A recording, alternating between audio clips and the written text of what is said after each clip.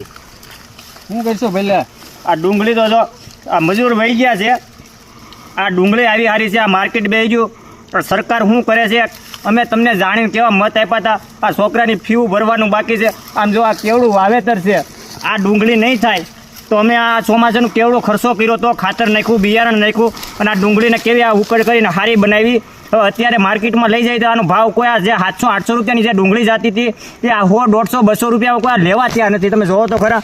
અમે આ કેવડે અમે ખેડૂતના દીકરા આ મહેનત કરીએ છીએ. તમે આ એ નથી જોઈ શકતા. જોતા હોય ત્યારે મત હાટું તમે દોડ્યા આવો છો. તમે અમારી અમુક નજર તો કરો, તમારે ખબર પડે ખેડૂતોની હાલત શું છે. તમે જોઈ લો આ ડુંગળી કેવી કરી છે, આ કેટલો રૂપિયાનો ખર્ચ કર્યો. મજૂર આને મૂકીને વહી ગયો છો આ ડુંગળીને કે સેટ તમારે આ ડુંગળી રહી.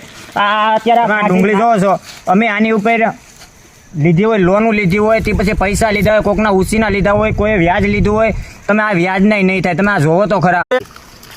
શું કરશો પહેલા?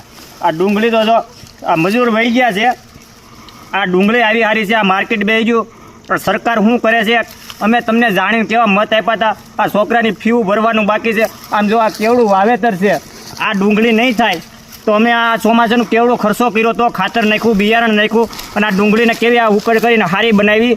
અત્યારે માર્કેટમાં લઈ જાય તો આનો ભાવ કોઈ આ જે 700-800 રૂપિયાની જે ડુંગળી જતી હતી એ આ 100-150-200 રૂપિયા કોઈ આ લેવા ત્યાં નથી. તમે જોવો તો ખરા.